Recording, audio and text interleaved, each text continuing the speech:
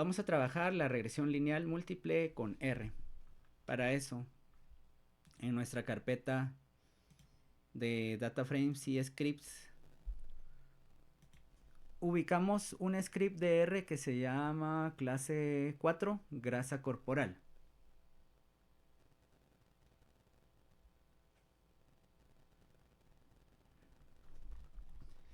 Voy a hablar con más detalle de la sintaxis acá. Cualquier duda que tengan, la sintaxis en este momento sí va a ser importante, ¿verdad? Entonces me la hacen, por favor. Lo primero, voy a leer aquí el archivo grasa corporal CSV y recuerden la recomendación que les hago, establecer el directorio de trabajo como el que aparece por acá. Bueno, ya estamos listos para abrir esto. El archivo dataframe grasa corporal se va a almacenar en un objeto llamado RLM. Pacman. Pacman es un programa que tiene una función llamada pload. ¿No? Recuerden, las funciones de los programas se pueden acceder a ellos a través de mencionar cuál es el programa o paquete que tiene la función, dos veces doble punto y escribir aquí la función. Pload abre todos estos paquetes que están acá y si alguno de ellos no está instalado, lo instala. A veces no se recomienda tanto usar esta función cuando hay paquetes que se pueden volver a reinstalar por algún problema que hay, ¿verdad? Que no hayan quedado bien instalados, entonces eso lleva más tiempo. Pero bueno, en este caso yo voy a utilizar esta porque me llama todos estos paquetes. Tenemos tidyverse, ggplot, ggaly, gpairs, que ya los hemos visto, rstatics, metrics, que es uno nuevo, y el mtest y car, que ya se vieron, pues el mtest en la clase anterior y car desde la segunda unidad. El comando names de RLM nos habla de las variables y aquí les explico un poco el contexto de qué se trata esta investigación. Lo primero es un correlativo donde solo estamos identificando a una persona que participó en esta investigación. El segundo, que se llama porcentaje de grasa de pliegues, es nuestra variable Y. Es la variable que queremos predecir. Y los pliegues cutáneos, pues la estimación de la grasa corporal a partir de pliegues cutáneos, se trata de que se hacen mediciones con un calibrador en diferentes pliegues de la piel, ¿verdad? Pliegues que están en los brazos, en los antebrazos, en los muslos, y hacer una investigación del porcentaje de grasa de una persona es importante porque eso podría predecir que en el futuro tenga ciertas enfermedades. Un porcentaje de grasa muy alto podría estar dándonos un riesgo de que sufra esas enfermedades. Pero para poder hacer esa medición de pliegues cutáneos, la persona debería de desvestirse, debería haber un espacio lo suficientemente grande para que se pueda desvestir, al menos quedarse con poca ropa, y luego se hacen esas mediciones. La persona que hace las mediciones debe de saber hacerlas, eso quiere decir de que no se aprende tan fácilmente. Y hay algunos problemas que para ciertas personas que tienen ciertas enfermedades no es posible hacer esas evaluaciones. Y después eso se agrega en una ecuación y se debe hacer un cálculo. Entonces también quien agrega todos esos valores en la ecuación no debe cometer errores al incluir cada uno de los términos y saber operarlas. Aún así eso esté en un programa de Excel o qué sé yo. Es un poco difícil hacer eso de los pliegues cutáneos. Pero existen lo que se conocen como las balanzas de bioimpedancia. Tal vez ustedes las han visto ahora más frecuentemente. Porque muchas marcas chinas, por ejemplo, que fabrican productos inteligentes, tienen entre sus productos balanzas inteligentes que pueden hacer una estimación de la grasa corporal, del porcentaje de agua, del índice de masa corporal, muchas cosas de esas. Entonces es más fácil que alguien simplemente se descalce y se suba a una balanza para determinar el porcentaje de grasa que tiene. Pero ese método, al menos de algunas balanzas, no es tan bueno como los pliegues. Hay otros métodos de referencia que son más complejos. Pero aquí solo se quería determinar qué tanto el porcentaje de grasa medido por una balanza podía predecir el porcentaje de grasa según pliegues. Pero en el porcentaje de grasa también influye el sexo, la edad, el peso y el índice de masa corporal. De forma más indirecta, la talla. Y el índice de masa corporal resulta de dividir el peso dentro de la talla al cuadrado. Eso quiere decir que esta y esta variable ya están incluidas por acá, ¿no? Es para conocer el contexto. Entonces, vamos a hacer acá un análisis exploratorio con ggplot, ¿verdad? Acá lo que estamos buscando es una gráfica donde se relacionen las dos variables que vamos a considerar como más importantes. Yo les comenté predecir la grasa según pliegues a partir de la grasa según bioimpedancia. Vemos una relación más o menos lineal y es directa, ¿verdad? Personas que tienen una estimación en la balanza de más grasa, por ejemplo, esta persona que tiene aproximadamente 35 unidades, en la balanza en realidad en pliegues tiene algo muy cercano a 35. Son valores que sí están calculados y que son equivalentes. Bueno, si yo quisiera saber si esta medición y esta otra se relacionan de forma exacta, equivalente, para eso existe algo que se conoce como coeficiente de correlación intraclase, ¿ya? Si yo tengo dos variables cuantitativas que se parecen mucho y quiero saber si son equivalentes, está el coeficiente de correlación intraclase. Pero aquí sabemos que las cosas, si bien se parecen, hay cierta distancia entre ellas. Y eso lo vemos aquí con toda esta nube de puntos, que no están formando una línea. Podemos hacer una correlación, es cierto, pero si queremos hacer una predicción, necesitamos un modelo de regresión lineal, como podemos ver acá. Bueno, entonces empezamos a ver la matriz de correlaciones con el programa ggGaily, que tiene la función ggScatMat, ya la habíamos visto. Esto es relacionar cada una de las variables con la variable de respuesta. Pero lo que sucede también acá es de que tenemos una variable cualitativa que se llama sexo, y esta tiene valores de 0 y 1. Creo que, no estoy seguro si 0 es hombre y 1 es mujer, pero la cuestión es de que ahí están las características. Pero ahorita lo vamos a averiguar. Entonces, el primer manejo que hay que hacer acá es este que aparece por acá. Con la función mutate, a la variable sexo se va a convertir en un factor. Sí, el primer valor, no sé si es 1 o si es 0, significa femenino, y el otro valor es, que sería 1 o 2, no sé cuál será, significa masculino. Ya están ordenados. Entonces, si queremos ver aquí los datos, van a estar así. Bueno, para poder trabajar con variables ficticias, generalmente, para entenderlas mejor, vamos a seleccionar una con un valor de 0 y una con un valor de 1. La variable sexo, que es dicotómica. Porque cuando agregamos en el modelo ese análisis, pues ya es más fácil de entenderlo. Entonces, por decirles algo, voy a hacer aquí un modelo adicional. Y este lo voy a tomar por acá.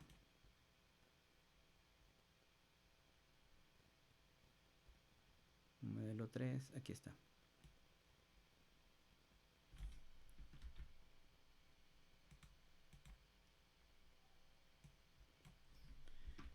Bien, entonces es modelo sexo, le voy a poner.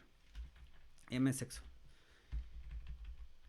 Modelo lineal, explicar el porcentaje de grasa, virgulía, según sexo. La variable está codificada como 0 y 1. ¿Ya? Entonces quiero ver los coeficientes del modelo. Vean, aquí están. R, pues, podríamos tenerlos codificados como 1 y 2, pero lo importante es cómo usamos la fórmula. La ecuación de la recta está dada por y es igual a 31.02 más menos 10.71 por x. 0 es el código que implica aquí mujer, y 1 es hombre. Entonces, por ejemplo, Si queremos predecir el porcentaje de grasa según pliegues a partir de sexo, utilizaríamos la fórmula de la siguiente manera: 31.02. Y si estamos hablando de una mujer, este término se anula porque es 0 por menos 10,71. Ese sería el valor que nos está dando, ¿verdad? Sin embargo, vemos lo limitada que está esa ecuación, ¿no? Si, no, porque solo tenemos esa variable dicotómica. Se pueden hacer predicciones a partir de variables dicotómicas pero lo importante es que la capacidad predictiva no es buena. Entonces yo les dije desde regresión lineal simple que se podía hacer eso, pero a menos que la variable tenga una capacidad predictiva muy buena, pues servirá en el contexto de la regresión lineal simple. Entonces, ¿dónde sirve? En la regresión lineal múltiple. Esto va a aportar algo, pero si usamos solo esa fórmula, vemos que no nos permite hacer muchas predicciones, ¿verdad? Bueno, eso sería lo correspondiente únicamente a la variable sexo. Entonces, para poder hacer el análisis de una forma que yo la pueda entender más, con el comando mutate estoy cambiando sexo por un factor que va a tener las etiquetas femenino y masculino. Y aquí está. Bien, ahora busco acá en RLM y sexo ya aparece así, femenino, masculino. Esto solo es manejo de datos. Bueno, una vez tengo yo esto por acá, voy a solicitar una matriz de correlaciones.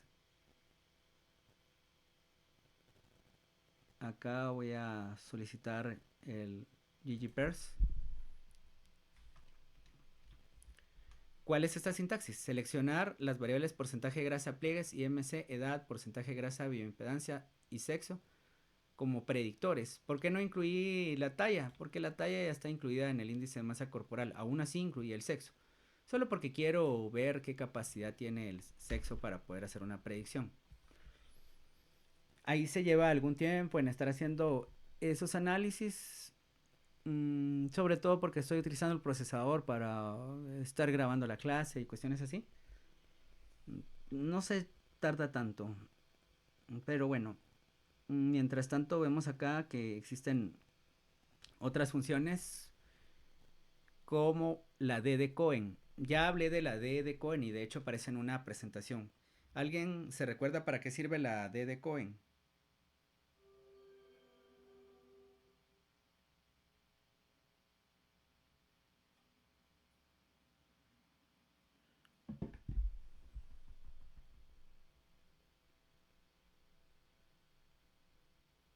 ¿Alguien se recuerda para qué sirve la D de Cohen?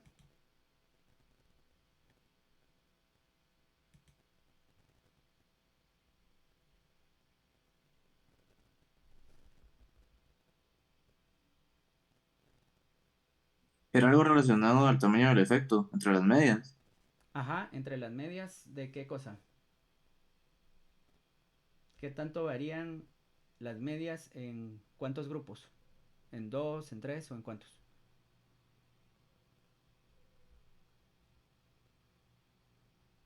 Si mal no recuerdo, creo que era entre dos poblaciones. Va, perfecto. Entonces vean, si que tengo aquí mujeres y hombres y lo que se está midiendo acá es, por ejemplo, el porcentaje de grasa de pliegues, mire. Podría servir la D de Cohen para ver qué tanto se diferencian estas hombres y mujeres en cuanto a porcentaje de grasa según pliegues. ¿Sí o no?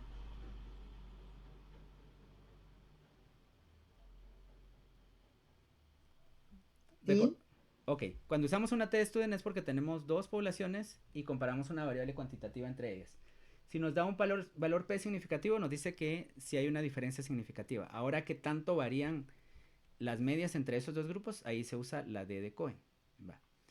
Entonces veamos que esto es bien interesante porque nos dice, por ejemplo, nos puede servir para empezar a crear el modelo. El porcentaje de grasa según pliegues sí tiene alguna relación con el sexo, solo que aquí está calculando una correlación y eso no tiene sentido, pero bueno, dice que es significativa la correlación. Ese porcentaje de grasa según pliegues pues también se va a ir comparando con otras variables, ¿verdad? IMC y porcentaje de grasa según pliegues acá tiene una relación directa. Ujú.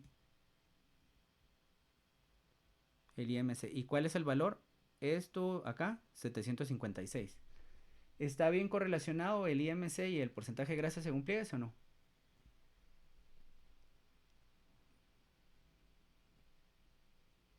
Altamente, o sea, es una correlación alta, pues 0,76 y dice que es altamente significativa, o sea que sí hay correlación Mm, entre el, ¿verdad? Una ok, se mueve junto con la otra. va. La edad con el porcentaje de grasa según pliegues, bueno, dice que tiene una correlación muy baja, 0.081. Y no es significativa, pero bueno. Luego tenemos acá el porcentaje de grasa según bioimpedancia. Ujú. O lo podemos ver acá, porcentaje de grasa según bioimpedancia. Este con este, ¿es significativo, sí o no? Sí, sí es significativo. Ok, bueno. Aquí la edad la está viendo con otra cosa, pero entonces tenemos acá. Porcentaje de grasa según pliegues con edad, ¿es significativo, sí o no? Según lo que Eso parece acá. no. Ah, pero véanlo acá. Ujú. ¿Es fuerte la relación, sí o no? Edad y porcentaje de grasa tiene punto 287. Yo siento que no es fuerte, aunque sea altamente significativo, siento que no es fuerte la relación, Va, pero existe. existe. Eso quiere decir que tal vez está explicando algo de la variable de respuesta, aunque esto no explique tanto como lo va a explicar esto. Bueno.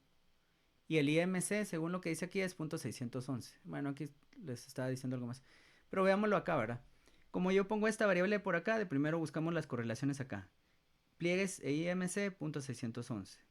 Pliegues y edad, punto 287. Pliegues y grasa, punto 789.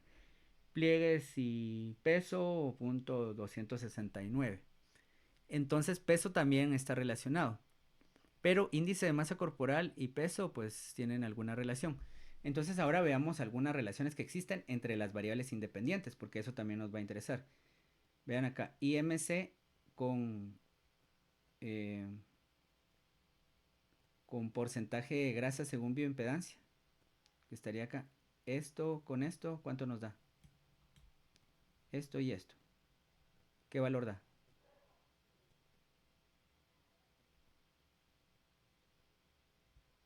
O sea, esto y esto. ¿Qué valor nos da de correlación? 0,819. A ver, una línea acá. 8.19, 0.819. Ah, es que la tenemos acá, vean, es porcentaje de grasa según pliegues. Ese, este es el IMC y el porcentaje de grasa según bioimpedancia. Ok. Bueno, ¿eso qué quiere decir? ¿Que están correlacionadas dos variables independientes, sí o no? Sí, porque tiene 0,819. Bueno, ¿qué problema podría darnos más adelante eso de lo que vimos hoy? Recuerden, los La supuestos eran multipol- los mismos de la regresión lineal simple, pero ¿qué otro supuesto vimos? la multipolinomialidad. Ok, si las variables independientes están relacionadas entre sí, podría haber problemas de multicolinealidad, ya los podemos ir detectando. La edad realmente no tiene una correlación fuerte con ninguna de las variables, entonces eso podría incluirse, ya sabemos que tiene alguna capacidad predictiva. El sexo, pues el sexo no se analiza de esta forma, entonces voy a obviar esa parte. Y aquí estoy calculando la D de Cohen, Cohen's D, porcentaje de grasa pliegues en función de sexo. Y aquí aparece. El valor que aparece por acá es 1.66. La diferencia de medias del porcentaje de grasa según pliegues entre hombres y mujeres tiene una D de Cohen de 1.66. Si la D de Cohen está por arriba de 0.80, se dice que la diferencia es fuerte o la relación entre estas variables es fuerte. Bueno, más o menos, porque no está en los mismos términos que la correlación. Pero lo que llegamos a entender acá es que hay medias de porcentaje de grasa generalmente más grandes en mujeres que en hombres, al menos en estas personas que eran pacientes con VIH. Y tenemos ahí 1.66. Y vean, aquí les dice magnitud grande, ¿verdad? Esto mismo se los interpreta. ¿Cómo se hace? En R-Statics, la función coensd, se pone la variable independiente en función de la variable, perdón, la variable dependiente en función de la variable independiente. Y bueno, pues esto de la data lo pueden mencionar o usar un pipe acá. Pues esto ya lo vimos también, cómo graficar con una tercera variable que sería categórica. Ingeniero, disculpe, con una consulta, estaba viendo que todos los coeficientes que usted estaba presentando en R superan el valor de 1. ¿Cómo Ujú. es que se leen estos o cómo puedo convertirlos para tener el valor de la correlación? ¿Qué coeficientes? Por ejemplo, la D de Cohen, el Ah, no, 1.60. la D de Cohen es un caso especial, ¿verdad? Entonces, recuerden, los coeficientes, solo alguien ahí tiene activado su micrófono, por favor. Bueno, la D de Cohen es un caso especial o la eta al cuadrado. Eta al cuadrado sirve para análisis de varianza. D de Cohen sirve para eh, una prueba de T. Esos tienen sus propias reglas, ¿verdad? No existe una versión que vaya de 0 a 1 o que sea equivalente al coeficiente de correlación, o sea, una transformación de la D de Cohen para convertirla en un coeficiente de correlación no existe, ¿verdad? Porque si ustedes revisan el coeficiente de correlación entre sexo y edad, en primer lugar no tiene sentido y bueno, nos está diciendo algo completamente diferente a la D de Cohen. Ahora bien, a mí lo único que me interesó aquí en la D de Cohen es la clasificación que se le da a esa relación, ¿verdad? ¿La uso o no? Pues era una cuestión ilustrativa. Pero yo no puedo comparar una D de Cohen con un coeficiente de correlación, saber si influye más el sexo, por ejemplo, que le da. Para ello necesitaría entonces un R cuadrado, que eso sí tendría más sentido, ¿verdad? Entonces, o bueno, vamos a ver otras cosas aquí más adelante, ya voy a regresar a ese punto, cuando vea las pruebas de Omnibus. Entonces, aquí está la gráfica que ya habíamos visto, el porcentaje de grasa según pliegues entre hombres y mujeres. Vemos que la relación sigue siendo directa. A veces ocurre que una relación en una de las variables tiene un efecto completamente diferente. Si pensamos aquí en las pendientes, hay que ver cuáles son las pendientes. Pero podría pasar también que en algunos casos la pendiente del otro grupo sea inversa, ¿verdad? No en esto, pero puede pasar. Por eso se requieren estos análisis estratificados. Luego tenemos acá el coplot que hace casi lo mismo, ¿verdad? Coplot es una función de... Vamos a ver de qué es coplot. Recuerden, si quieren saber de qué es un comando, solo lo seleccionan y F1. Es de graphics, entonces no se necesita instalar ningún paquete. Bueno, ¿cómo era el coplot?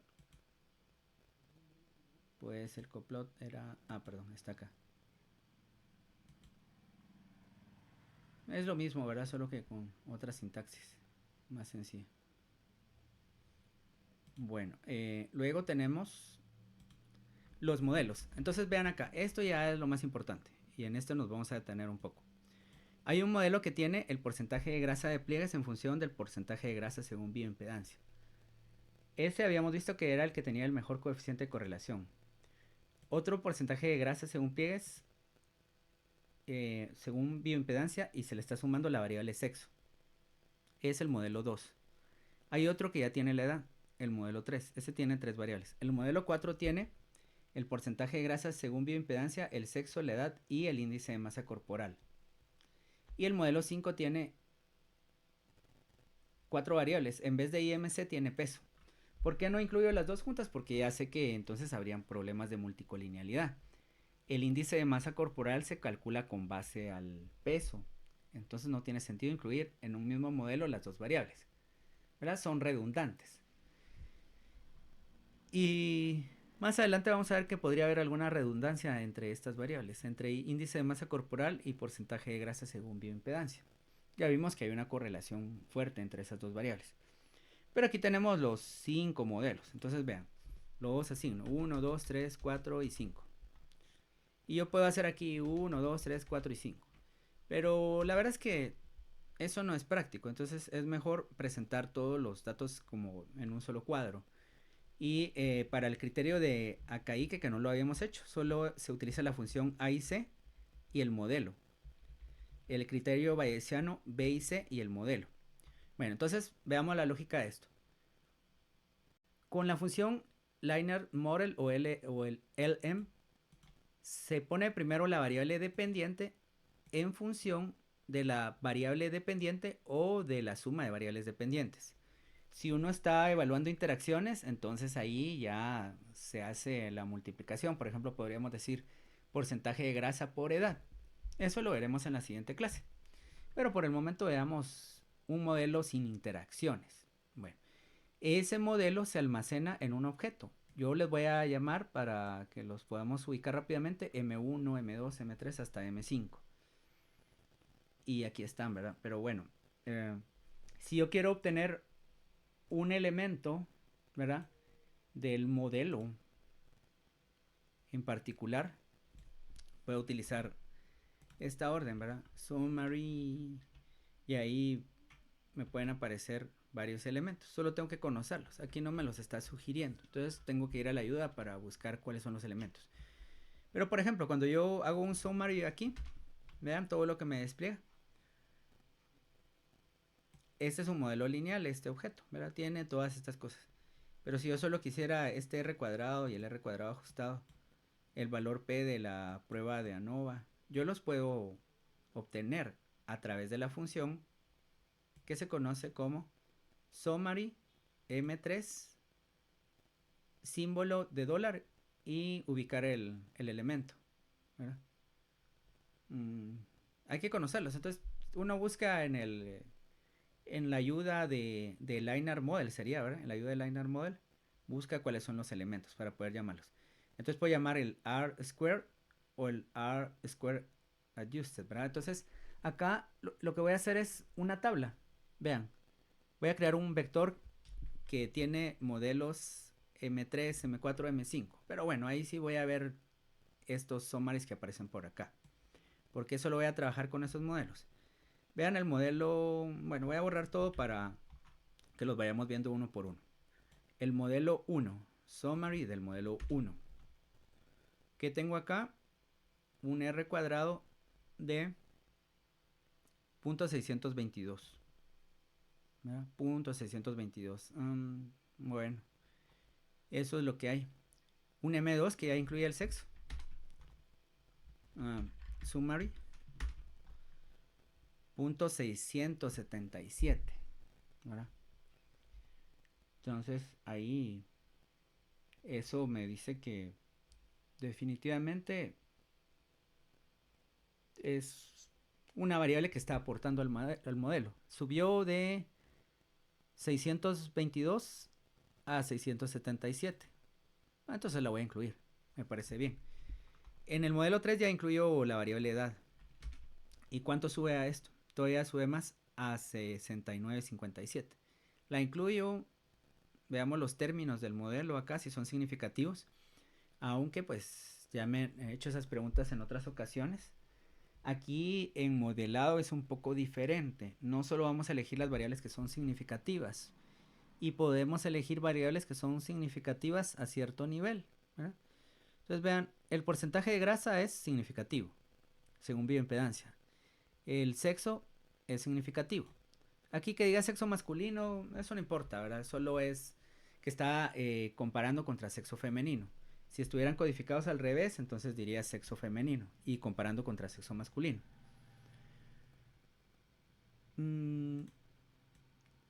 Es significativo. ¿Y la edad es significativa, sí o no? Sí es, pero mucho menos, con menos fuerza que los otros, podría decirse, con menos significancia que los otros, pero Va. sí significativa, Pero ¿qué será ¿verdad? más importante ya en ese contexto? ¿La significancia o el valor de t? En ese contexto. Empecemos a analizar este modelo. El que sea significativo solo nos dice que se rechaza la hipótesis nula con cierta evidencia. Más evidencia para rechazar la hipótesis nula para el porcentaje de grasa según bioimpedancia, que tiene 3 asteriscos, que la edad. Pero, ¿qué de todas estas cosas me dice que tiene mayor efecto sobre el porcentaje de grasa según bioimpedancia?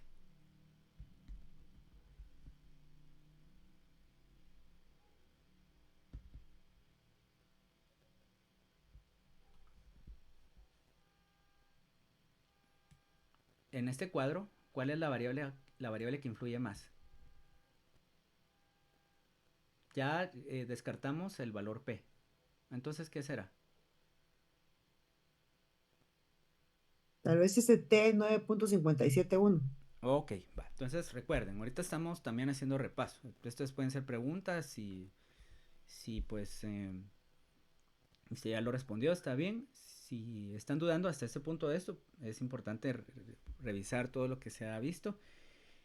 Y yo les pregunto, el valor P nos dice la evidencia con la que se rechazó la hipótesis nula de que la pendiente poblacional es igual a 0. Ahora, el, el estimado pues nos dice cuál es el valor que está multiplicando a esa variable, ¿verdad? Entonces ya tenemos que lleva a ser igual a 10.34 más 0.54 por el porcentaje de grasa según bioimpedancia, menos 5.042 por sexo y más 0.11573 por edad. Ahí está mi ecuación. Ok. Ya sabemos qué significa el T. El T implica el efecto que tiene la variable sobre la variable respuesta o la capacidad predictiva. ¿Cuál es el mejor? El porcentaje de grasa. ¿Quién es la variable que le sigue en importancia predictiva? Eso es muy importante para otras técnicas de selección de variables. Identificar de primero la variable que aporta una mayor capacidad predictiva. ¿Cuál sería la variable que le sigue en capacidad predictiva?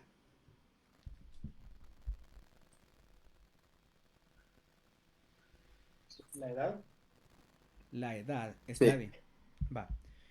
Ahora veamos acá. Yo les pregunto, ¿mayor edad da valores más altos de porcentaje de grasa según bioimpedancia o menores o valores promedio más bajos?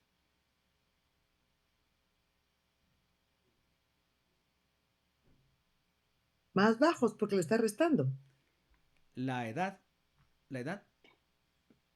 No, serían Serían más mayores porque altos, porque es positivo, es directamente. para cada año Ujú. le aporta 2.8 por año. Bueno, pero aquí no lo veamos así porque nos podemos confundir. Lo que sí sabemos es de que el efecto es positivo, el efecto de la edad, ¿verdad? Entonces en una regresión logística puede hacer eso que me está comentando, pero aquí pues solo es un estadístico, ¿verdad? No hay que confundir esa parte, pero ahí va bien. Ahora bien, hay una parte que sí es más importante que la entiendan ahorita, bueno, ya que esta es la clase previa al examen, y eso es sexo masculino. Vean pues, hay que conocer la codificación. 0 era femenino, 1 era masculino. Entonces aquí dice sexo masculino. Sexo masculino, ¿qué significa que tenga ese símbolo negativo? ¿Cómo lo que, interpretaría? ti- que tiene efecto negativo el sexo si es masculino, podría interpretar yo ahí. Exacto, va, pero aclárelo más. Una persona que es hombre, que va a tener un porcentaje más alto o más bajo de porcentaje de grasa. Pues si es negativo, más bajo. Si es negativo va a ser más bajo el promedio con relación a las mujeres, ¿verdad? Está bien. ¿Les queda claro esa parte? No, la Sí, verdad no. Va, ok, la explico muy bien. Pero ya, entonces ahí ya van entendiendo. De primero, dice que esto está relacionado de forma negativa. ¿Y a quién está haciendo referencia? Si dice aquí sexo masculino, está diciendo que los hombres tienen, van a predecir valores promedio de porcentaje de grasa según pliegues más altos o más bajos. Según este signo que dice.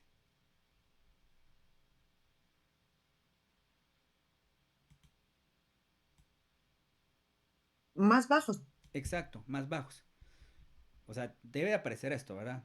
Si solo dijera sexo, no podría interpretarse. Tendría que conocer uno la codificación, ¿verdad? Esa es una opción. Pero en general deben de presentarse así el cuadro. Dice, en vez de decir sexo, aquí podría decir hombres, ¿verdad? Entonces, hombres. Los hombres tienen promedios más bajos de porcentaje de grasa según pliegues que las mujeres, que sería su contraparte. Si hay más categorías, lo vamos a ver más adelante porque no quiero confundirlos. Quedémonos con este ejemplo dicotómico. Si, por ejemplo, dijera estado nutricional normal, sobrepeso, obesidad, que ya son 3, ¿verdad? O bajo peso. Entonces ahí ya nos aparecen más comparaciones. Siempre comparan contra algo. Por ejemplo, diría, eh, utilizamos como referencia estado nutricional normal, entonces nos aparecería sobrepeso, eh, obesidad y bajo peso. Todo lo estaría comparando contra un solo grupo, pero quedémonos hasta aquí en este momento. Bueno, ahora el error estándar. El error estándar lo pueden encontrar en la presentación pasada. Ahí aparece cómo se Ya, calcula. ¿Sí? perdón, es solo con una consulta. Ujú. Es que, a ver, yo recuerdo que habían dicho que el valor de T se iba que a valorar, digamos, pero su valor absoluto. Sí. En ese sentido, digamos, ¿no era más importante el sexo masculino que edad? Sí, así lo dijimos, ¿verdad? Que era, de primero era este, después Ajá. era este y después este. Lo que pasa es que Ah, pero ajá, yo nosotros, escuché que era edad. Ah, perdón, perdón. sí, nosotros, bueno, si se había dicho sí, no sé, pero no recuerdo. Pero lo importante es de que por qué ingresé las cosas en este orden. Porque ya había hecho mi análisis exploratorio, ¿verdad? Entonces así yo tengo ordenados los efectos. Claro que los efectos cuando ya están todas las variables entre sí, no precisamente van a seguir siendo los efectos de esa manera, ¿verdad? No van a estar ordenados. Es decir, y sexo, pues yo no puedo saber si tiene un coeficiente de correlación más alto porque eso no se puede saber, ¿verdad? Porque es una variable cualitativa. Bueno, entonces ahora no sé si tienen alguna pregunta. Ah, sí, perdón, nos falta. Error estándar. Fíjense en el error estándar de solo de las variables, de las pendientes. ¿El error estándar más alto para qué variable es? Sexo masculino. Bueno, para sexo sería en este caso, ¿verdad? En general. Ujú. Generalmente estas variables cualitativas dan errores de estimación más altos, ¿ya? Pero si nos fijamos solo en las cuantitativas, ¿quién tiene un error de estimación más alto? Bueno, porcentaje de grasa según bioimpedancia. Pero se dan cuenta que los términos de error son similares. Así que lo único que vemos acá es que la variable que tiene mayor error estándar de estimación, ¿qué significa eso? El error con el que se estimó la pendiente. Y eso lo podemos buscar en la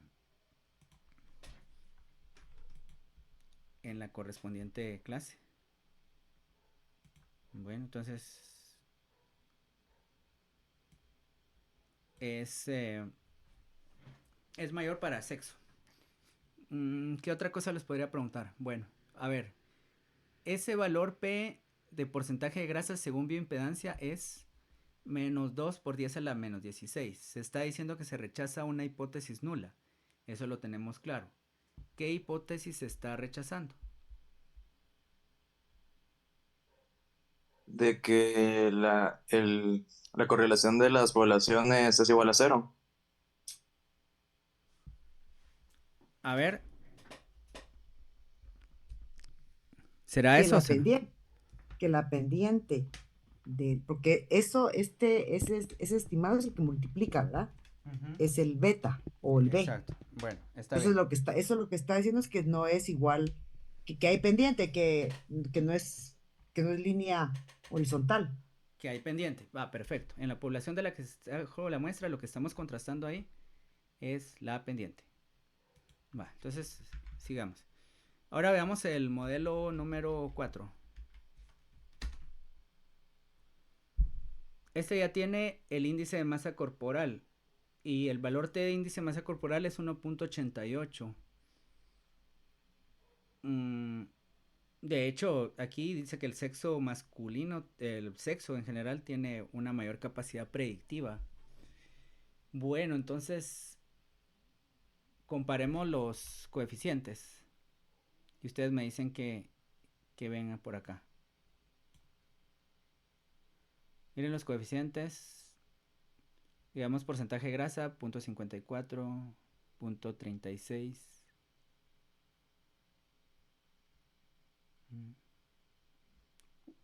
Son bastante diferentes, ¿verdad?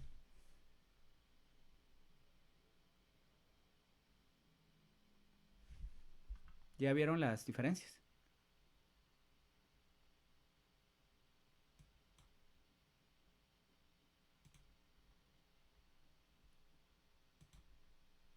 Bueno, ahora voy a utilizar ya también podría ver aquí este peso, pero bueno. Yo sé que el modelo 1 y el 2 no me sirven tanto porque al incluir una tercera variable ya aumentó bastante la capacidad predictiva. Entonces solo voy a comparar los tres. Entonces vean acá. Modelo 3, modelo 4, modelo 5. Esas son las etiquetas. Voy a crear un vector donde me aparezca modelo 3, 4 y 5. En otro vector voy a agregar los R cuadrados. En otro vector voy a agregar los R cuadrados ajustados. ¿Qué estoy haciendo en esta línea?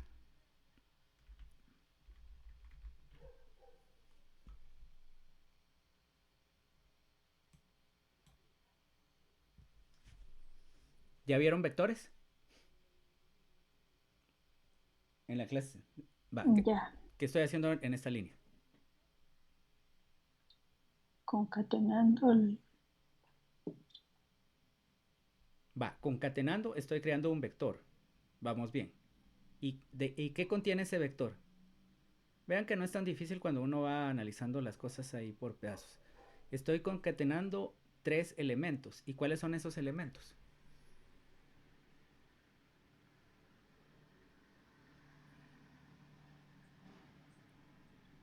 Los que íbamos a analizar, si no se mal, es edad, índice de masa corporal y el otro, ¿verdad? Solo que el otro no recuerdo cuál era. Va. Pero esos son esos tres elementos, ¿verdad?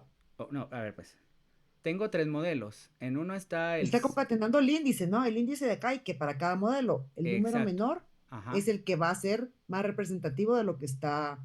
O sea, ahí nos sirve comparar para escoger qué modelo vamos a usar. Perfecto. Si vale la pena meterle una más y una más. Va. Entonces, igual cuando saque el bayesiano. Entonces estoy calculando bayesiano del modelo 3, que tiene 3 variables, y del modelo 4 y 5, que tienen 4 variables cada uno, pero son diferentes las variables que tienen.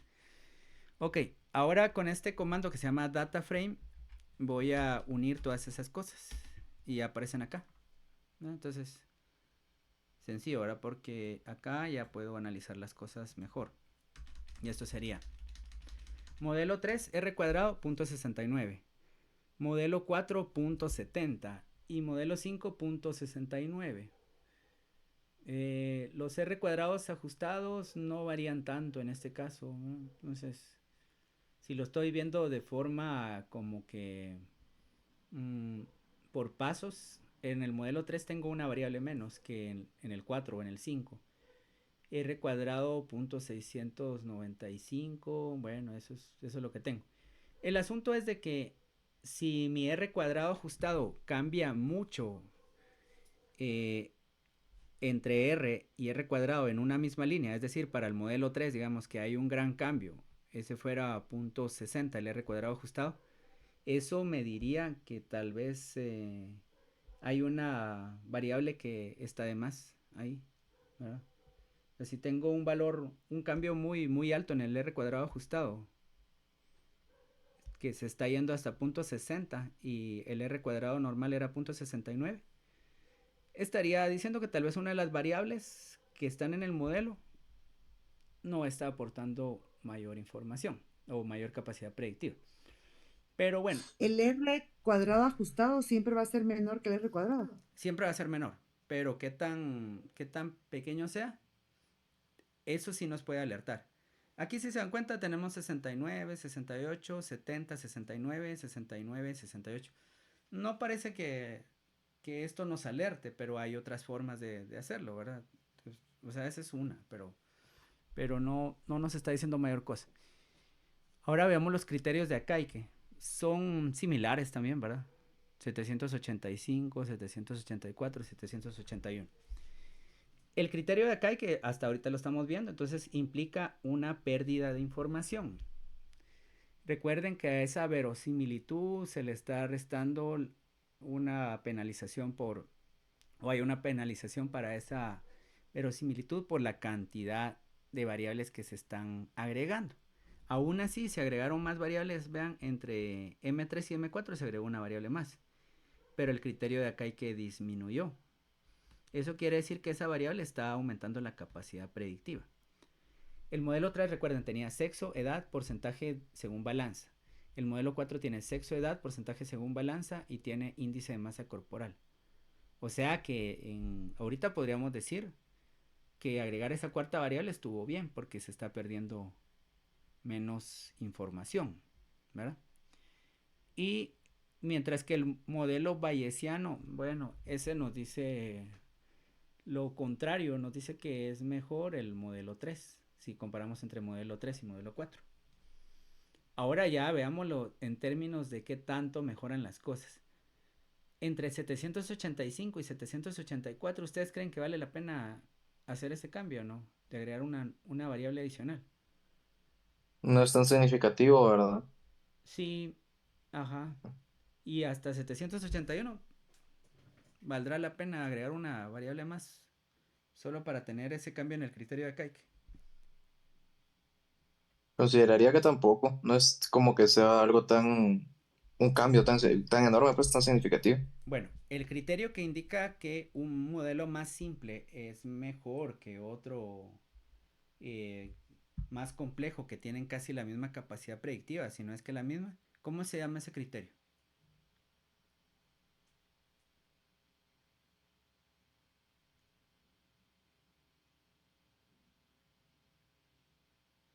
Lo vimos hoy, lo vimos en la primera clase. Eso no se, perdón, eso no se refería al sobreajuste. No. Parsimonioso, Parsimonioso, eso. Ajá. parsimonioso. Que sea sencillo. Perfecto. Parsimonioso. Va, perfecto. Entonces, ya por parsimonía, pues si me dicen casi lo mismo, mejor me quedo con este, ¿verdad? Pero esta historia no se termina acá. Vamos a ver otras cosas más. Entonces vean, ahora cómo se calcula el RL. Sí, vean cómo se calcula el RSME.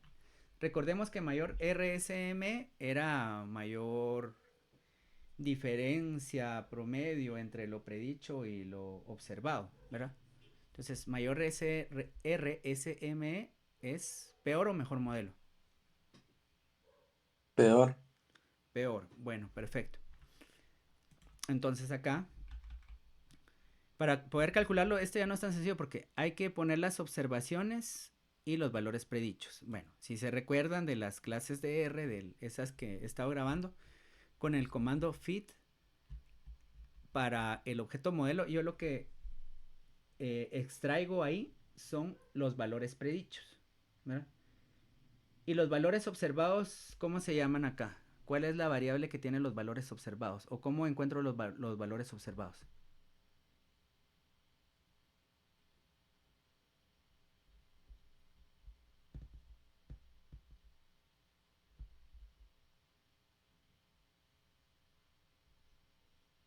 A ver.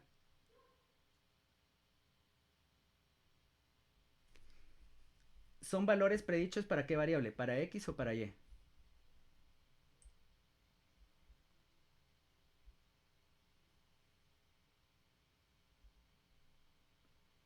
En esta ecuación que tenemos Y es igual a tanto, estamos prediciendo valores de ¿qué? ¿De qué variable? La variable Y, la dependiente. ¿Y cómo se llama la variable dependiente? La tenemos aquí en el gráfico. Grasa corporal según Pliegues. Va, perfecto. Los valores predichos ¿Cómo se obtienen? Usando la ecuación de regresión lineal múltiple, en este caso M3, ¿verdad? Que tiene sus propios coeficientes. ¿Cuántas observaciones tenemos en general? 134 observaciones. ¿Cuántas observaciones hay de la variable y? 134, ¿sí o no?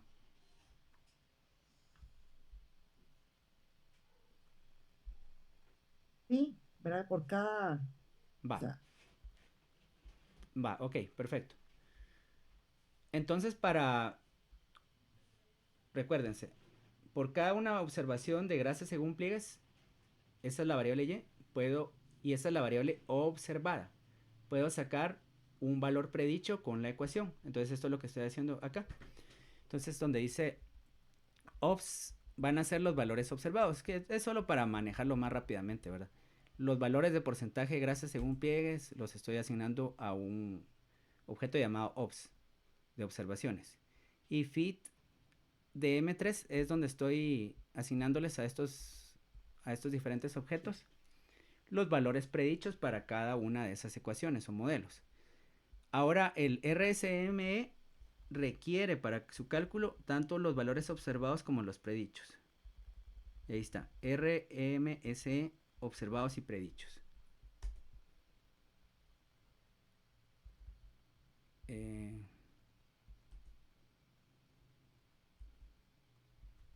Quiero ver si estoy por acá. Sí.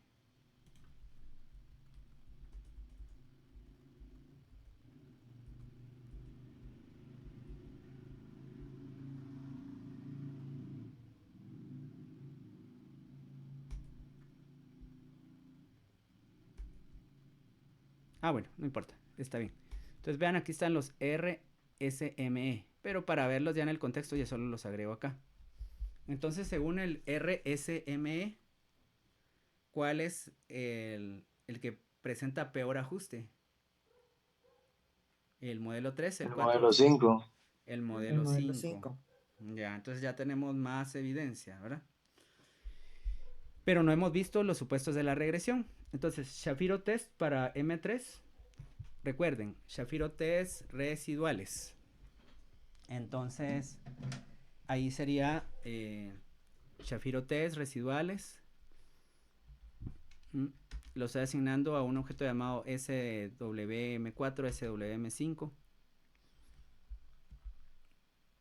Y en un objeto llamado Shapiro-Wilk estoy concatenando solo los valores P de cada uno de esos análisis.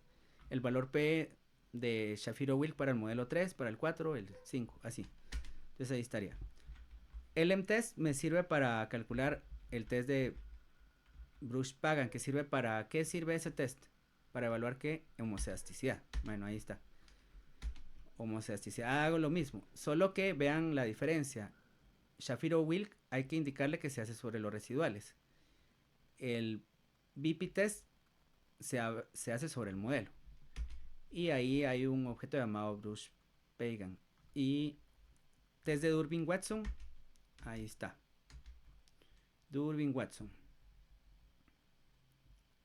Se hace también sobre el modelo y esta es una función de LM-test y aquí está el data frame. Bueno, analicémoslo.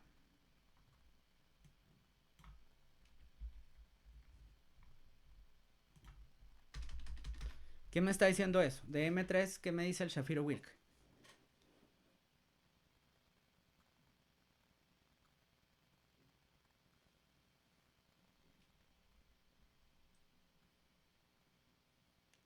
¿Qué me dice Shapiro-Wilk de M3? Según entiendo ahí, como está menor, ¿verdad? Quiere decir que no es normal. Los Tendría que residuales. ser Ujú. los residuos, no son normales la distribución de los residuos, en ninguno.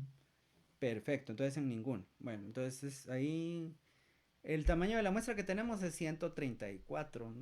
Digamos no, no es necesario tomar muestras y cosas así. Pero eso es lo que hay. Ahora, este otro test de homocedasticidad, ¿qué me está diciendo? El que está en la segunda columna. Que hay distribución constante de o que la varianza de los residuales es constante, ¿sí o no? Sí es constante, porque Ujú. no es significativo, ¿no? Va. ¿Eso es bueno o es malo para nuestro modelo? Eso es bueno, las varianzas son iguales. Va. Supuesto número 2. Durbin-Watson. ¿Qué nos está diciendo Durbin-Watson ahí? No se rechaza el valor la hipótesis nula. ¿Qué nos dice eso en términos generales?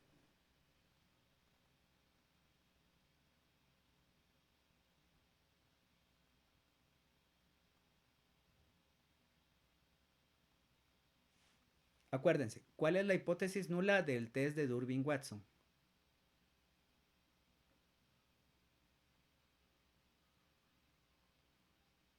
Hay una autocorrelación igual a cero. ¿Y qué es lo que se debe de cumplir? ¿Que la autocorrelación sea igual a cero o que sea diferente de cero? Que sea igual a cero, ¿no? Que no estén autocorrelacionados. Para que no estén No, correlacionados, o eso sea, está bien, que sea igual a cero, eso está bien, ¿verdad? Cualquiera de las dos respuestas está bien. sí. Sí. Perdón, ¿me iba a preguntar algo más?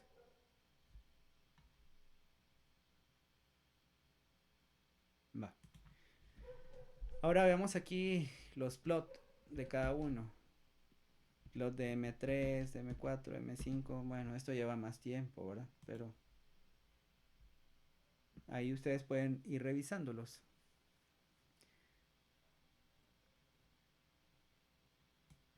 Bueno, pero aquí vamos a ver, hay uno que no se cumple, no Exacto. son Ajá. normales los residuos. Va, Y perfecto. hay dos que sí se cumplen. Ujú. Entonces, ¿qué hacemos? O sea, decimos, bueno, entonces no funciona porque no se cumple lo de la normalidad, o nos hacemos los locos, aceptamos el modelo y decimos, bueno, escojamos el modelo 3 porque es el que tiene menos dificultad y todos los demás índices casi son iguales que los modelos 4 y 5. Ok, bueno. Entonces ahí ya empiezan los problemas. Es lo que les decía al principio de la clase. Eh, Son pocos los datos donde se cumplen todos los criterios. Se pueden hacer transformaciones. Eso podría hacer, o podemos revisar los datos. Pero la respuesta, si ustedes tuvieran solo estas herramientas hasta este momento, yo pues sé que más de alguno de ustedes ha de saber otras cosas, ¿verdad? Pero si solo tenemos estas herramientas hasta este momento, entonces pues obviamente aquí vemos que no hay heterocedasticidad, no hay ningún patrón en el test de valores predichos contra residuales. Recuérdense, valores predichos contra residuales para evaluar homocedasticidad.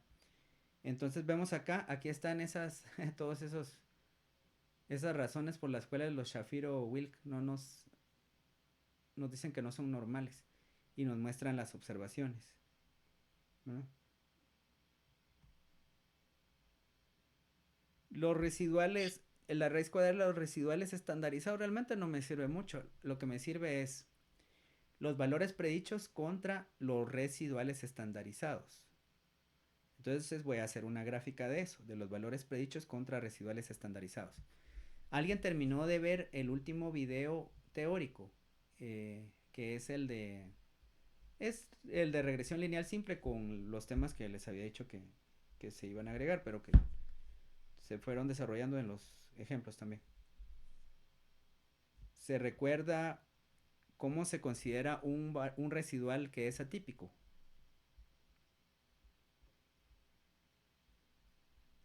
¿Cómo se considera que un residual es atípico? Cuando los residuales estandarizados, ¿verdad? Estos que están acá, cuando el residual está entre 2 o 3 o es mayor a 3. Pero para fines del curso vamos a dejarlo de la siguiente manera. Si el residual estandarizado es mayor a 3 o es menor a -3, se considera que es un un residual atípico. ¿Encuentran aquí algún residual atípico, sí o no?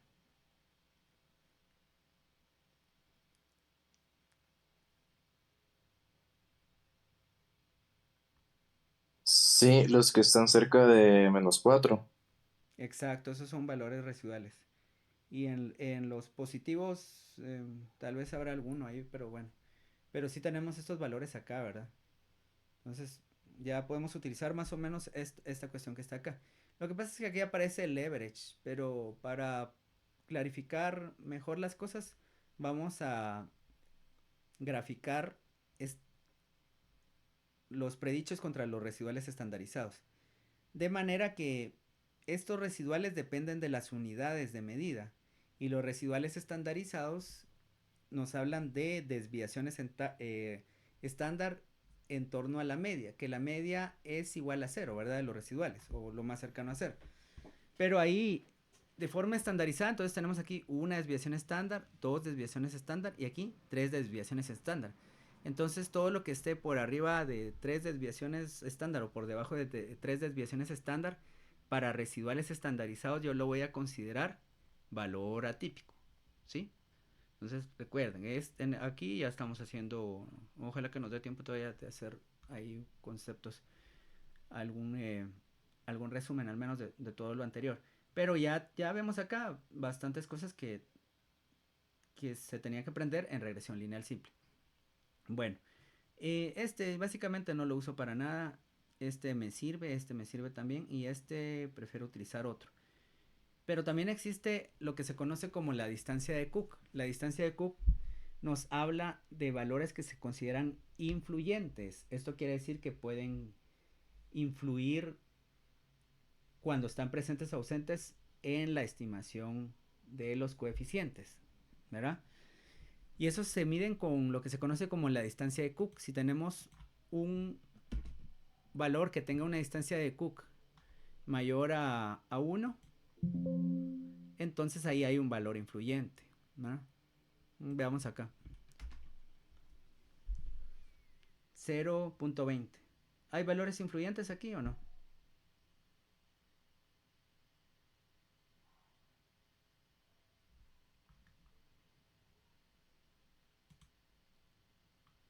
¿Hay un valor de 1 por acá?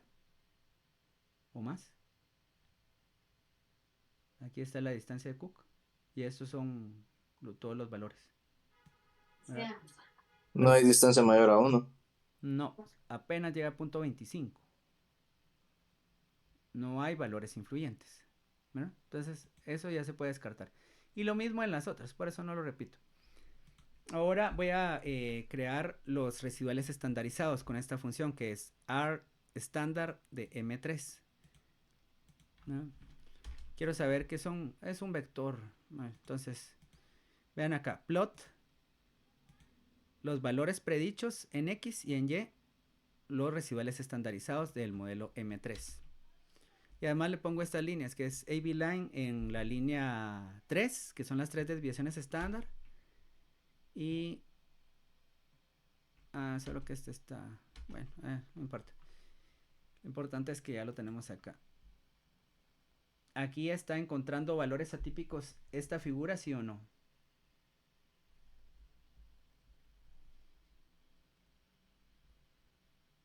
No, aquí le voy a hacer un pequeño cambio.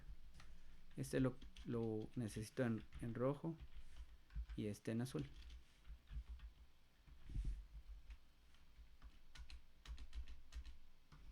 Bueno, entonces veamos otra vez. Valores predichos contra residuales estandarizados. Si los residuales estandarizados, estas medidas que tengo aquí, ¿de qué son? -1, -3, ¿qué son esas cosas?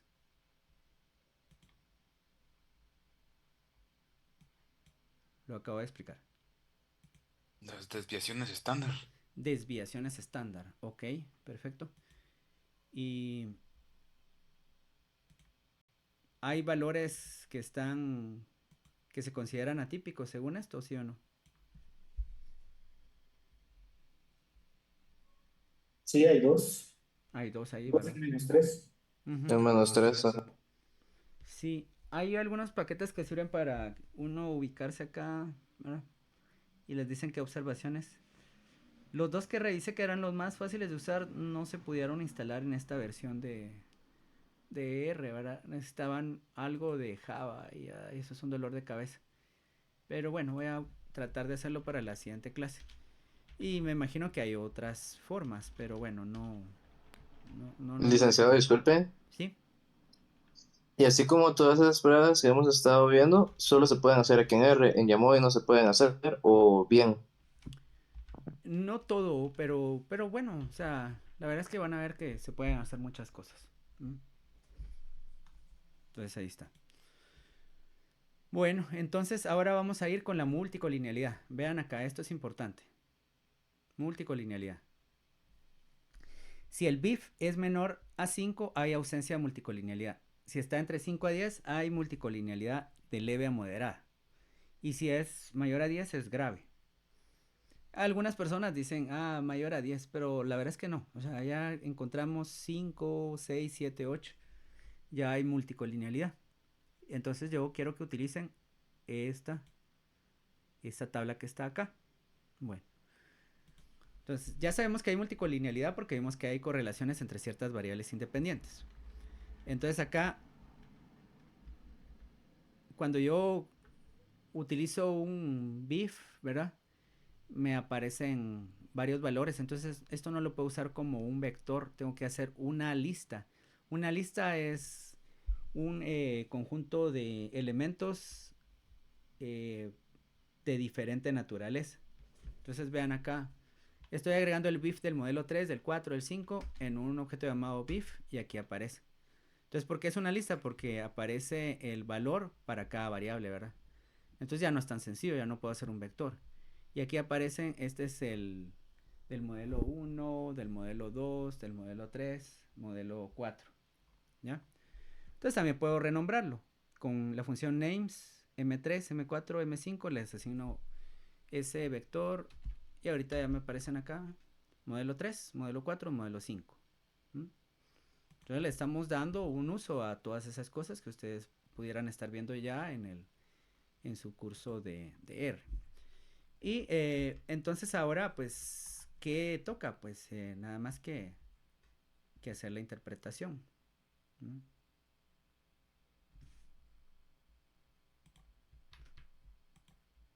Voy a quitar esto.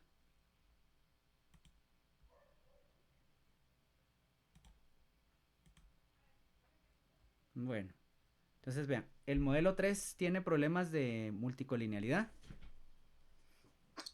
No, porque todos son menores a 5. Ok, el modelo 4. El 4 sí, porque tiene el porcentaje de grasa, es mayor a 5. Pues tiene una leve, ¿verdad? Porque está entre 5 y 10. Moderado, ¿ah? Porque recuerdas que... Moderado, ajá. Ajá. Sí, bueno, entre leve y moderado. Y el porcentaje de grasa según bioimpedancia es nuestro mejor predictor. Entonces, si quitamos esto, pues desaparece la multicolinealidad. Pero en todo caso, ¿qué harían ustedes? Yo sé que este es el mejor predictor que este. Y esto lo puedo ver con las pruebas de Omnibus de ANOVA. Ahorita las voy a poner acá. Y después regreso a eso que tenía ahí. Las pruebas de Omnibus de ANOVA me están haciendo una prueba de F para cada predictor. Ya no hace la prueba de T. Entonces miren, dice, porcentaje de grasa según bioimpedancia tiene un F de 265. Entonces es mejor predictor. Y en este modelo exactamente que está por acá, dice, porcentaje de grasa según pliegues. Porcentaje de grasa según bioimpedancia es el mejor predictor con una F de 271. ¿Y cuál es la F del IMC? 3.54. Entonces, si voy a usar solo uno de estas dos variables en el modelo, ¿cuál utilizaría? El porcentaje de grasa. El porcentaje de grasa según bioimpedancia, ¿verdad? Perfecto, entonces acá tengo que el BIF, que sería este, ¿no? Otra vez lo tengo acá. Hay problemas de multicolinealidad en el modelo 4 y en el 5 hay problemas. No, pero son menores a 5. Sí, exacto, el peso está ahí. Pero ¿qué pasaba con el 5? Que recuérdense que tenía un RSME más alto, ¿verdad? Y la capacidad predictiva, eso lo podemos ver acá rápidamente.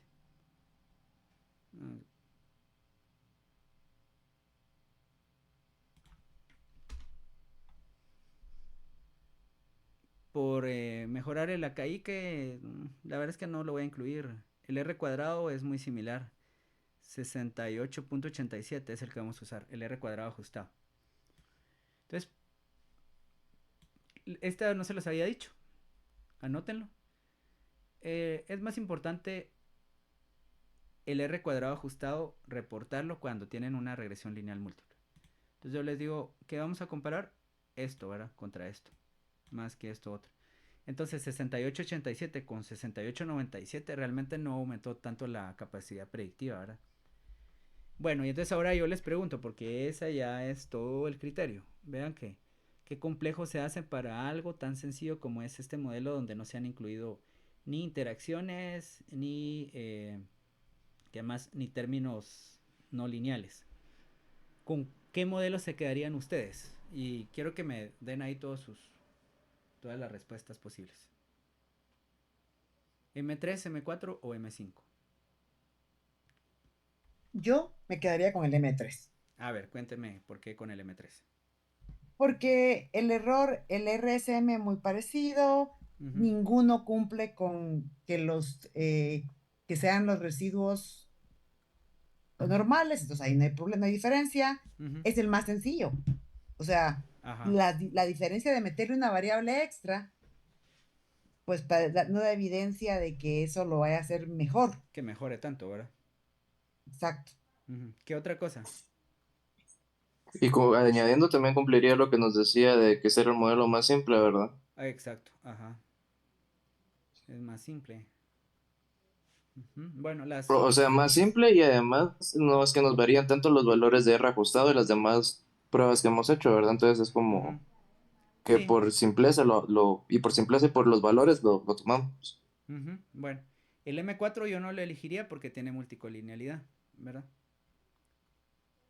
Y aún así, aunque este no tiene multicolinealidad, me está inflando la inclusión de esa variable, el BIF de esta variable, ¿verdad? Entonces, es otra razón que podría tomar en cuenta. Los supuestos se cumplieron de igual forma, ¿verdad? Todos no tenían distribución normal, todos eran homocedásticos y todos no estaban autocorrelacionados. Bueno, se dan cuenta todo lo que hemos aprendido hasta este momento, ¿verdad? Entonces, acá con esto ya entendimos casi que todo lo de las clases anteriores, pero igual lo vamos a repasar. Todavía nos queda un poco de tiempo. Ahora bien, vamos por acá, en multicolinealidad, entonces digo, ya vi el ANOVA y todo eso, ¿verdad? El ANOVA Omnibus me saca una ANOVA por cada variable. El ANOVA global me saca una ANOVA por cada modelo, ¿verdad? Entonces hay que tomar en cuenta eso. Hasta el momento yo tengo que el M3 es el mejor modelo, pues, o el que elijo, ¿verdad? M3, lo voy a escribir aquí. Summary M3 para recordarme todo lo que tiene ese M3.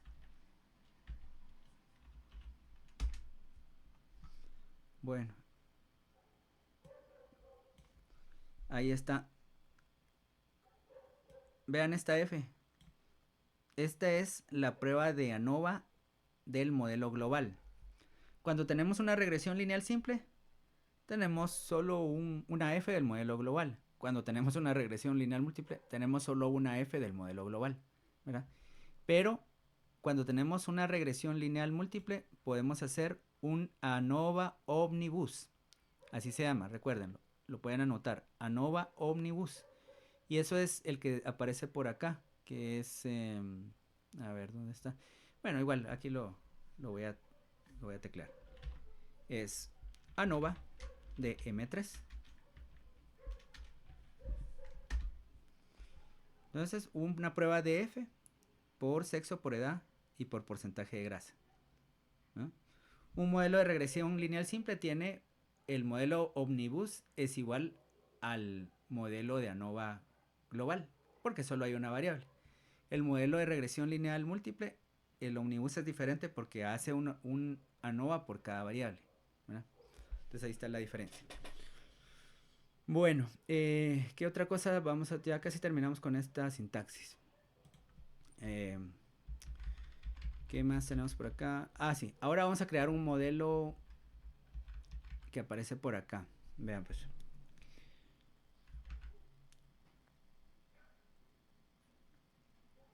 RLM Para la data frame RLM voy a agregar una variable que se llame res estándar. ¿Qué significa eso? Que voy a agregar estos valores que tengo acá, ¿ven? Los residuales estandarizados en mi base de datos. Ahí me va a aparecer ese que tiene 3. Entonces ahorita se los muestro. Lo corro acá y ya busco por acá el RLM. Aquí está.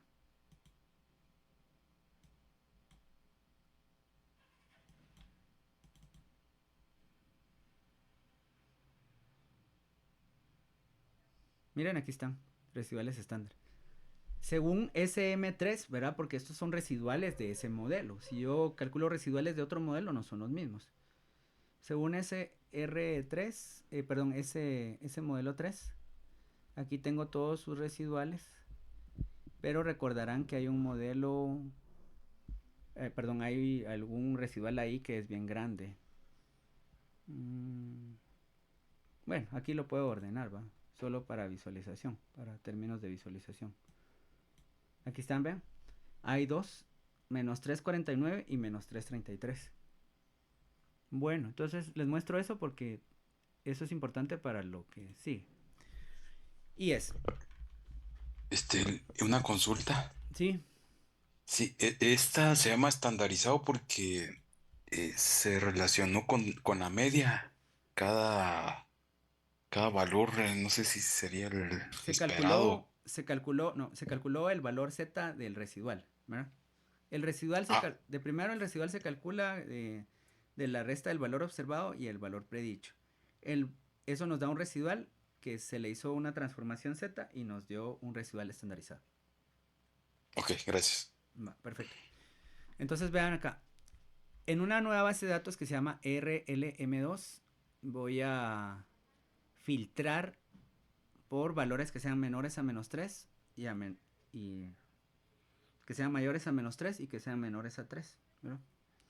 Lo que estoy diciendo es de que voy a quitar todos los residuales estandarizados que sean que tengan un valor absoluto de mayor a 3, ¿verdad?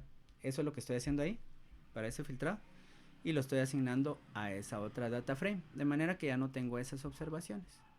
Y ahora creo un modelo que se llama M3A, que ya no incluye esas observaciones. Vean qué es lo que dice RLM2. Tiene 132 observaciones. ¿Por qué? Porque quité esos dos residuales. Estas son cosas que no podemos hacer en Yamovi, lamentablemente. Pero bueno, entonces ya creo el nuevo modelo. Hago el mismo gráfico que he estado haciendo.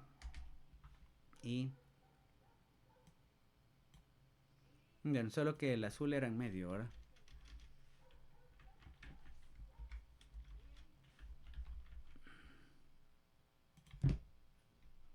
Entonces acá. Bueno. Tengo ahora residuales atípicos. ¿Sí o no?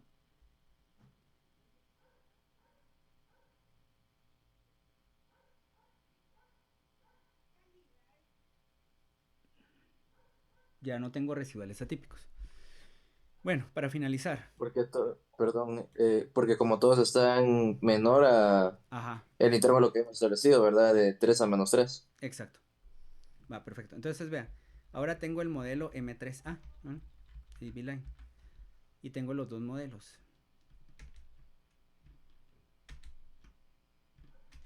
Estoy creando los R cuadrado, todo eso del M3A. Porque los otros ya los tengo. Y aquí están, vean. Entonces vean qué pasó. Que alguien me explique qué pasó con el modelo que no tiene esos residuales. Lo mejor, o sea, su R cuadrado ajustado es casi igual que el R cuadrado sin ajustar. O sea, Ajá. se hizo más fuerte. Va, pero ¿qué comparamos? El índice de Akaike es más pequeño, o sea, es un Exacto. modelo más sencillo. Entonces, ese sería, yo creo Bueno. que el índice de Akaike es el que hay que comparar. Va, perdonen, solo les voy a aclarar dos cosas aquí importantísimas. ¿Va? El Akaike solo nos está hablando de la pérdida de información, como tiene la misma cantidad de variables. Entonces no hay problema, ¿verdad? Ahí, pues, digamos que que lo que decía es de que es mejor el modelo M3A. Lo que tenemos que comparar entre esos dos modelos es el R cuadrado ajustado, ¿verdad? Punto 68 y punto 74. Aumentó, un poquito, aumentó, está bien. Ahora les pregunto yo, no tienen el mismo tamaño de muestra de los dos modelos, ¿verdad? Uno tiene 132 observaciones y el otro ¿cuántos tiene? 134 y 134. 132. Va. No varían tanto, o sea que yo puedo comparar este Acaike con este Acaike. No importa tanto. Pero si variaran tanto en tamaño de muestra, por ejemplo, uno tuviera 100 observaciones y 200 observaciones, ¿cuál es el que me sirve más de esos criterios de información para hacer la comparación correspondiente? ¿Acaike o bayesiano? Bayesiano, porque toma en cuenta el tamaño de la muestra. Vale, perfecto. Entonces ahora ya solo me queda hacer el RMS.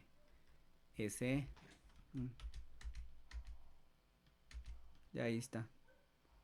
Bueno, y veamos qué pasa con nuestros supuestos.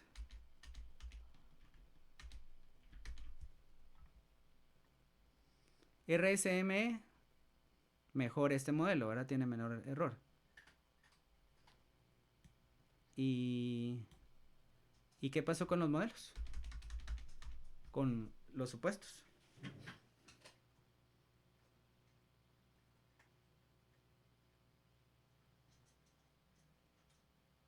¿Qué pasó con los supuestos? Bueno, ya son normales los residuos, pero el problema es de que son normales, pero no hay, hay problema con las varianzas, con la homocerasticidad, porque aquí Exacto. el de este ya me sale significativo. Entonces quiere decir que las varianzas no son iguales. Bueno, entonces hasta ahí nos quedamos, ¿verdad? Porque ahorita ya no sabemos más. Sin embargo, aquí tengo otra cosa que se llama el correlograma, con la función ACF y los residuales del modelo.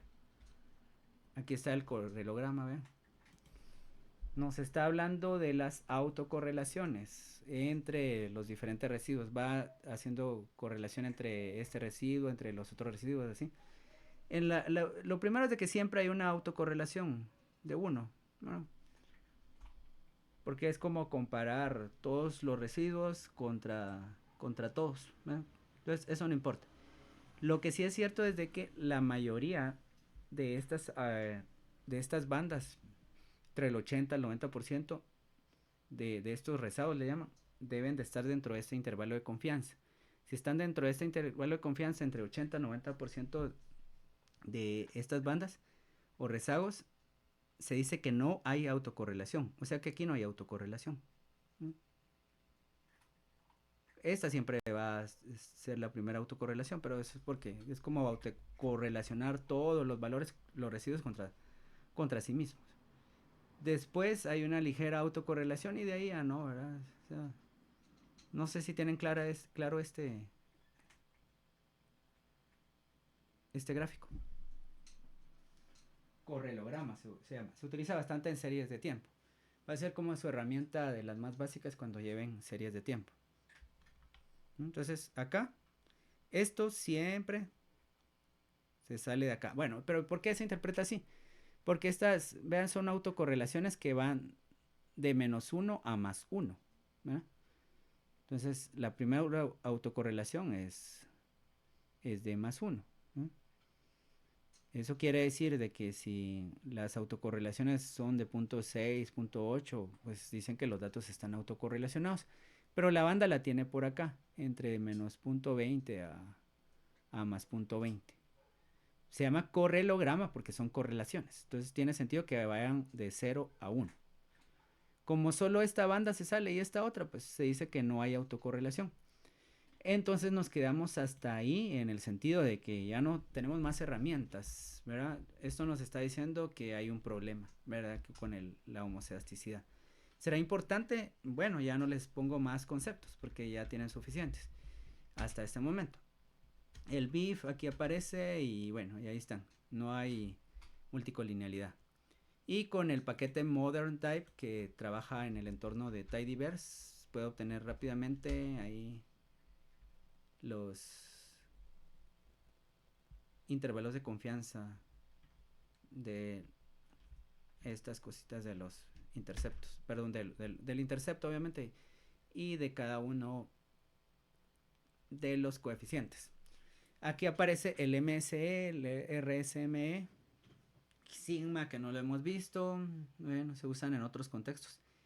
Y eso es el número de observaciones, el R cuadrado ajustado de ese modelo. Y solo, no sé si tienen alguna pregunta de esto.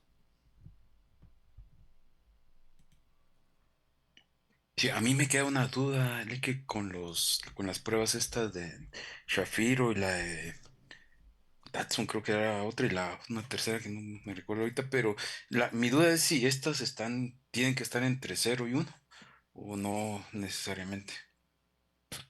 Tienen que, el valor de P es una prueba de hipótesis. Ubiquemos eso porque la verdad es que no veo en qué puede estar ahí la confusión. Si son pruebas de hipótesis, vamos a tener una prueba de hipótesis que se compara con el valor P, ¿no? O sea, con la significancia, nos dan un valor P. El Shapiro-Wilk nos da un valor P, no se tiene que rechazar para indicar que hay normalidad. El Durbin-Watson no se tiene que rechazar la hipótesis para decir que son homocedásticos. Y el Durbin-Watson tampoco se tiene que rechazar para decir que la autocorrelación es igual a 0. ¿eh?